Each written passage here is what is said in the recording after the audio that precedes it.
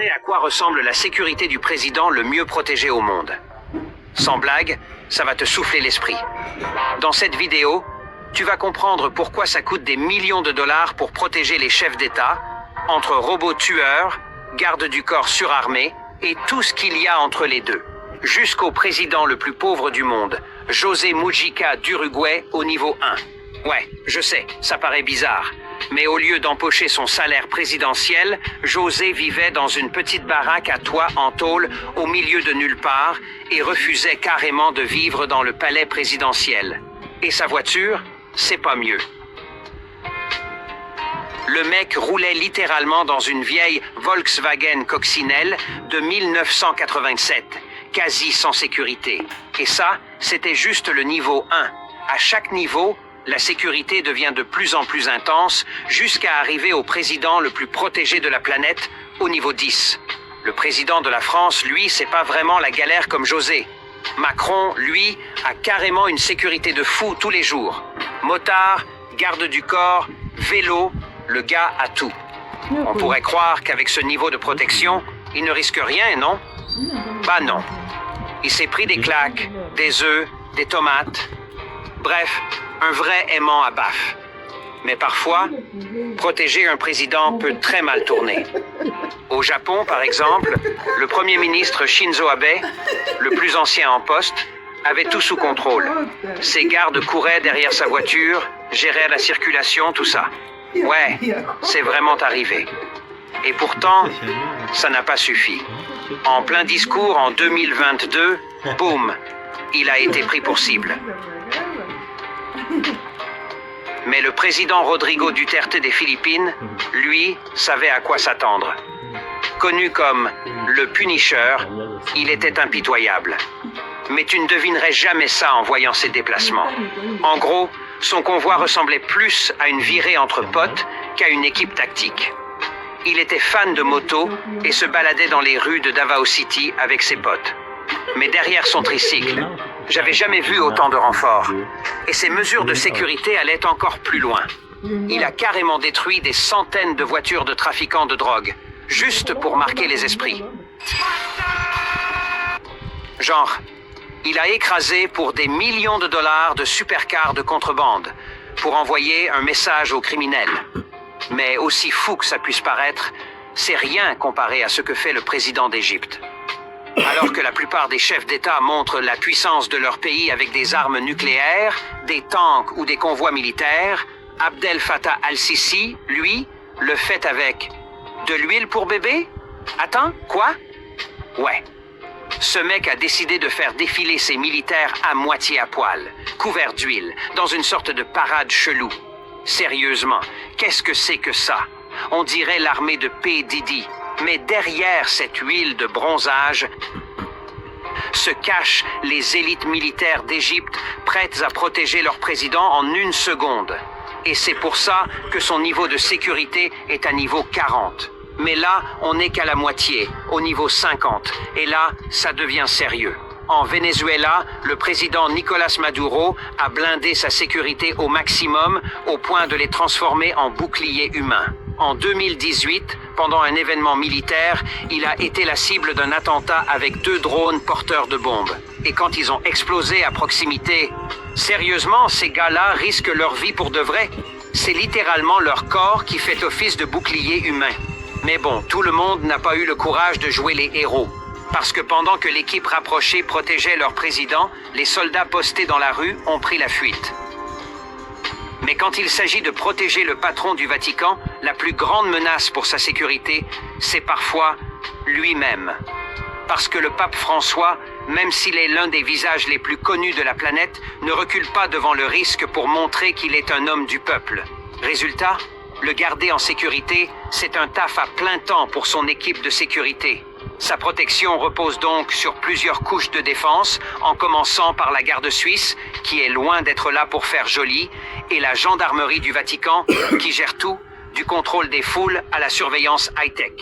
Et quand il ne marche pas à pied, le Saint-Père se déplace dans la Papa Mobile, un Mercedes G-Wagon électrique et blindé, avec vitres par balles, sièges pivotants et même toit amovible. Sérieux, Le pape est en G-Wagon avant même la sortie de GTA 6. Mais rien ne crie VIP, comme une équipe d'agents d'élite qui surveille chaque mouvement. En Inde, par exemple, le Premier ministre Narendra Modi n'a pas seulement des gardes qui marchent à côté de son SUV blindé. Il a aussi des unités sur le toit de la voiture. Genre, le flex ultime. Quand tu diriges un pays de plus d'1 milliard d'habitants et que tu dois gérer T-Series, t'as forcément quelques ennemis. C'est pour ça que Modi est entouré par le SPG, une force spéciale d'élite dont la mission est de protéger le leader le plus important d'Inde. Et cette mallette qu'il porte, c'est pas une simple valise. C'est une valise pare-balles qui se déploie en bouclier en quelques secondes. Ouais, ce truc se transforme littéralement comme un transformer. Mais si tu pensais qu'approcher un premier ministre était difficile, essaie donc d'approcher un roi. En Angleterre, la protection de la monarchie, c'est du sérieux. Buckingham Palace, c'est un château déguisé en maison de luxe à 5 milliards de dollars. Grilles, gardes, sécurité à chaque mètre carré. Et les gardes du roi, ce ne sont pas que des figurants pour les touristes. Ce sont de vrais soldats de l'armée britannique avec autorisation de tirer. Donc, ouais, ne les énerve pas. Ces gars-là peuvent te piétiner sans hésiter. Et les chevaux, ils plaisantent pas non plus. Tu sais pourquoi? Parce qu'elle n'a pas lâché un like et qu'elle s'est pas abonnée à la chaîne. Bah ouais. Mais bon, en parlant de force létale, imagine un peu. Kim Jong-un est tellement obsédé par sa sécurité qu'il fait des trucs carrément bizarres. Juste pour avoir le privilège de se tenir près de lui, il te faut des vérifications ultra strictes. Et quand il quitte son palais suprême, il est entouré d'au moins 12 gardes rapprochés. Tous en costard-cravate, oreillettes et basket suprême. Ouais, vraiment. Mais c'est pas n'importe qui. Ces gars sont choisis pour leur loyauté, leurs conditions physiques et surtout, leur peur de mourir. Parce que Kim, lui, ne se contente pas de diriger un pays. Il dirige tout, même tes pensées, presque. Imagine être terrifié par le mec que tu es censé protéger. Ce type est complètement dérangé. Mais alors là, le président Poutine, lui, c'est un autre level de paranoïa. Son dispositif de sécurité ne se limite pas au sol. Il a aussi des yeux dans le ciel. Ses avions sont escortés par des chasseurs de combat et parfois, il utilise des avions leurs juste pour tromper d'éventuels attaquants. Clairement, il prend aucun risque. Et encore, on n'a pas parlé de son convoi présidentiel. Des véhicules blindés totalement noirs qui ne font pas que rouler. Il nettoie littéralement les rues de toute menace potentielle. Et en plus de ça, les gardes du corps de Poutine font flipper. Ils surveillent le moindre de ses gestes. Sérieusement, regarde ce qui se passe quand le double champion passe son bras autour de lui. Il a eu de la chance que ça ne parte pas en vrille. Mais là, on doit parler d'un homme qui n'a même pas besoin de sécurité. Le colonel Mamadi Doumbouya, président actuel de la Guinée, est aussi le chef des forces spéciales armées du pays. Combien de présidents tu connais qui se baladent avec autant de matos sur eux? Bordel. Mamadi et son escouade sont constamment en mode tactique, équipés d'AK-47, de lance-roquettes, même quand ils sont juste en attente.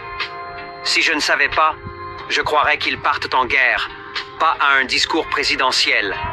Et si ça ne suffisait pas, même une simple promenade en ville est accompagnée de la moitié de l'armée. Et ne me lance même pas sur la routine sportive de Mamadi. Ce gars passe son temps libre à faire du vélo, escorté par tout un convoi militaire.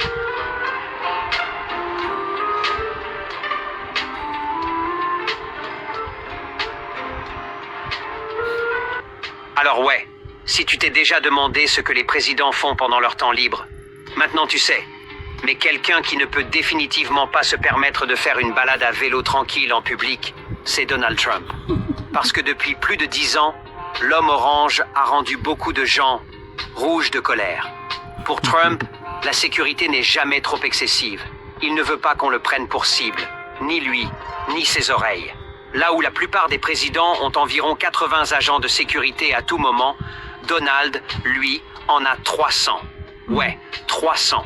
On parle de gardes du corps, d'unités de contre-surveillance, d'équipes de tireurs d'élite, d'escouades anti-assaut. Si une menace existe, il y a une équipe prête à y répondre immédiatement. Et en 2024, quand il a été réélu président, même une sortie dans son club de golf préféré implique une armée d'agents des services secrets. C'est beaucoup à gérer. Pas étonnant qu'il ait besoin de repos dans son propre lit de temps en temps. Et quoi de mieux que la forteresse qu'il appelle maison, Mar-a-Lago. La sécurité autour de Mar-a-Lago est maintenant plus serrée que jamais.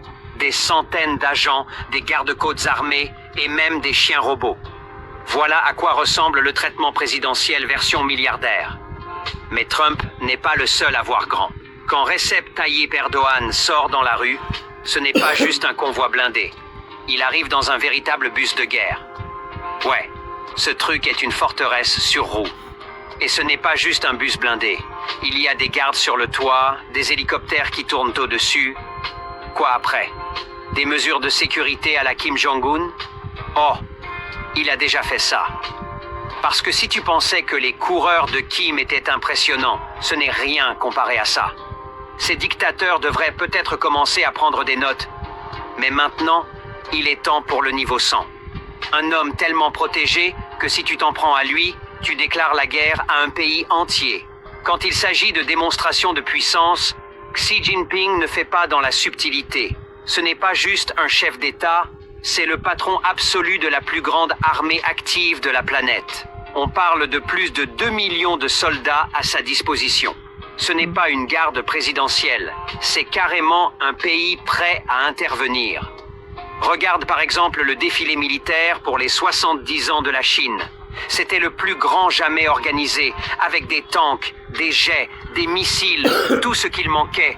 C'était l'étoile de la mort sur la place Tiananmen. Et avec Xi, rien n'est laissé au hasard. Même son traducteur personnel ne peut pas l'approcher sans autorisation spéciale. D'accord, Xi, t'es le boss des boss, on a compris. Clairement, quand t'es le Sigma ultime et l'un des hommes les plus puissants du monde, des nations les plus puissantes de la planète, tu ne peux pas te permettre de prendre des risques. Mais tu sais qui ne prend vraiment aucun risque. Ces gens-là,